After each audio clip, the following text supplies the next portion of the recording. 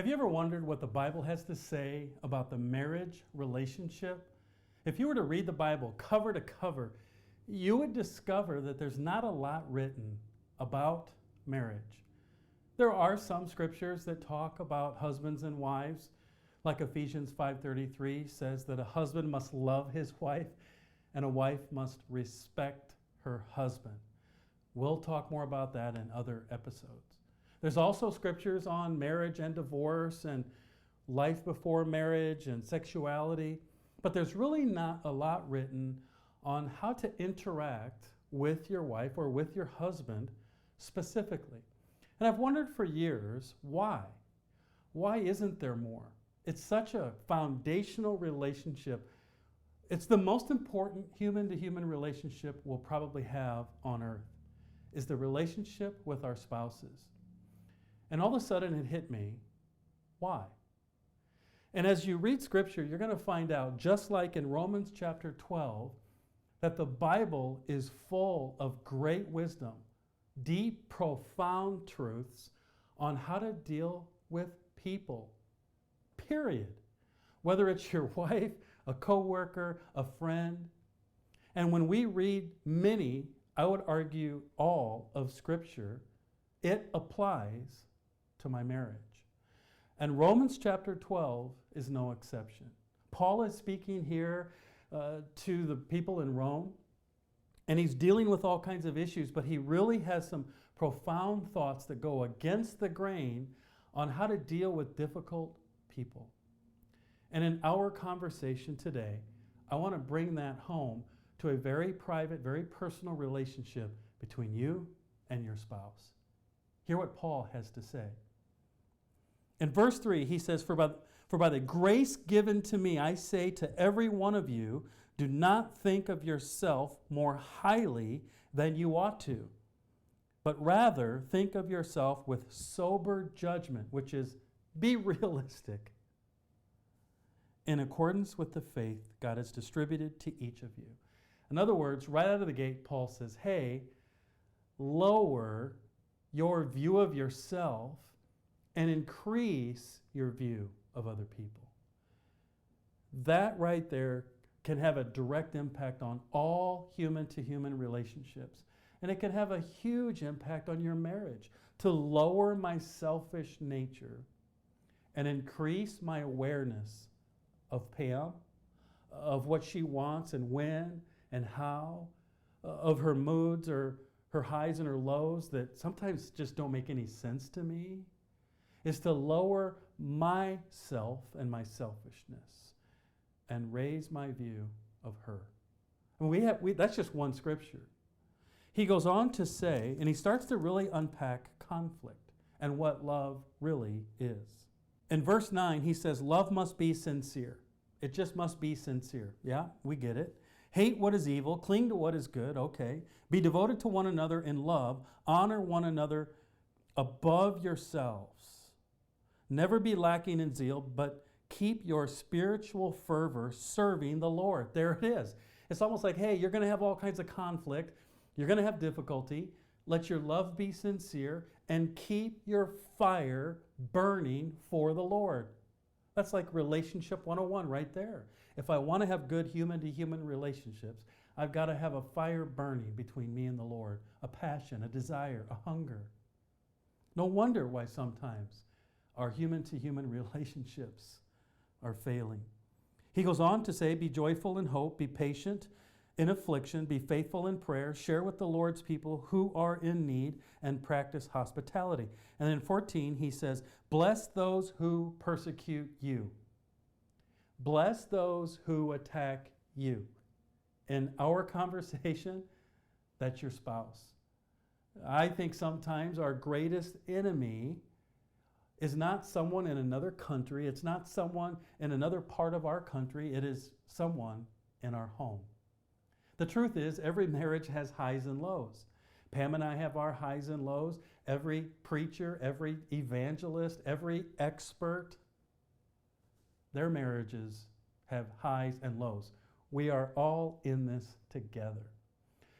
And during our low points, the way that sometimes we are unloving and disrespectful, we totally feel that the enemy is them. She's the enemy. She's my enemy. She's attacking me. She's persecuting me. And Paul speaks to this. When someone persecutes you, he says, bless them. Don't curse them. Right now, I'm in trouble. This is a hard thing to do. He says, rejoice with those who rejoice, mourn with those who mourn, live in harmony with one another. He wouldn't say that if it were naturally easy to do. Do not be proud, but be willing to associate with people of low position, and do not be conceited. Wow, there's two huge nuggets right there. Associate with people of low position, and don't just associate with people of high position. And then he follows up with, don't be arrogant. And I learned this in 20 years of being in the corporate world, that often we're drawn to those who are affluent people, of high stature, of wealth, of fame.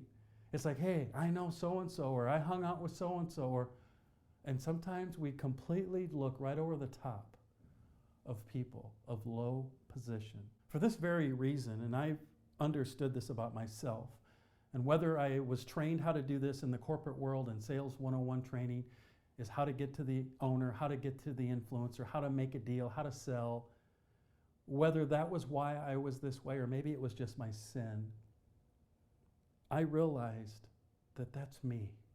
And I got to stop it. I've got to stop looking for the affluent. I got to stop trying to be, in the important crowd. I got to pay attention to people of low position. As a matter of fact, here's another way to say it. I need to commit myself to being a servant rather than being served. And if you don't think that has a direct impact on your marriage, wow. I want to be a person that when I come home from work, no matter my stature, no matter how important I am, that I come home and you come home and you walk in your house to serve. I'm here to serve you, baby. I am here to be a part of this relationship. I am here to be a part of this marriage. I got to carry my weight. I mean, that right there is a relationship changer. I'm here to serve you. I'm not here to be served. Does that sound familiar? And if you read enough scripture, you're going to find out that Jesus himself said that. I came to serve, not to be served. He goes on to say, do not repay anyone for evil for evil. In other words, when you get into a fight, don't fight fire with fire. If somebody pulls out a weapon on you, keep yours in its holster. Does that apply to marriage? Of course it does. And then he says, be careful to do what is right in the eyes of everyone. If it is possible, as far as it depends on you, live in peace with everyone. In other words, every day we get up, we should commit ourselves as Christians to being peacemakers. I just want to be a problem solver, a peacemaker, and I'm kind of an alpha male. I like to just take charge, take the world by storm, go, go, go, do, and I know I have it within me to be a steamroller. And so I don't want to be that guy. I want to be a person that says, hey, I need you. I want to help you. I want to serve you. And I want to be at peace with you. And he goes on and says, don't take revenge. In verse 19, my dear friends, don't take revenge. And I love this. This is so powerful. Leave room for God's wrath and for God to avenge you. Leave room, make room for God to avenge your spouse. And it doesn't mean get out of the way so God can attack them. It means get out of God's way so God can heal them and change them. And all too often, we're like, no, God, I got this. I got this, God. I'm going to take care of it. This is one of the most powerful human-to-human relationship pieces of advice, is love them anyway and let God have at it. Stay out of his way. He goes on to say, on the contrary, meaning on the contrary of you taking the matter in your own hands, in your marriage or in friendships, he says, if your enemy is hungry, there it is again, your enemy. If they're hungry, feed them. And if they're thirsty, give them drink. And then he says, In doing this, you heap coals on their head. This isn't to hurt them. It's sort of a metaphor of healing and life change. In other words, when you love someone that doesn't deserve it, wow, it just changes them from the outside in. And the last verse, verse 21, here it is.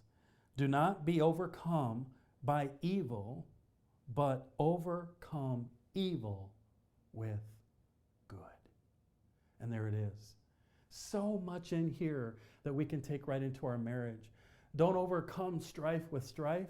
Don't overcome anger with anger. Don't overcome big fights and yelling with big fights and yelling and cursing.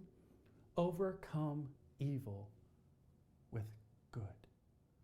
I remember one time I came home from work and Pam was having a bad day, and I just remember noticing her attitude. She was in the flower garden, and I'm like, I said hello, and she, kind of either gave me the look or she didn't look at me at all.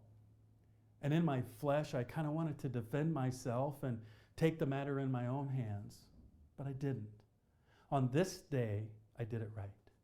And I put down my briefcase and I walked over into the flower garden, a little bit startled when I noticed the hole she was digging was 6 foot long and 4 feet deep. I'm like, whoa, that's just kidding. And instead of saying a word to her, I put my arms around her and she melted. And I just held her. As a matter of fact, I shut my mouth and I held my wife. Overcome evil with good. You might want to write that down sometime. Shut mouth, hold wife. Shut mouth, hold wife. Ladies, I can say the same thing to you. Shut mouth, hold husband. And so there it is. I hope in this lesson that you've been awoken, that you've maybe heard something that strikes a chord that you can apply to your relationship and to your marriage. I'm Matt Lair, president of Dare to Be Different. Building better marriages. That's what we do.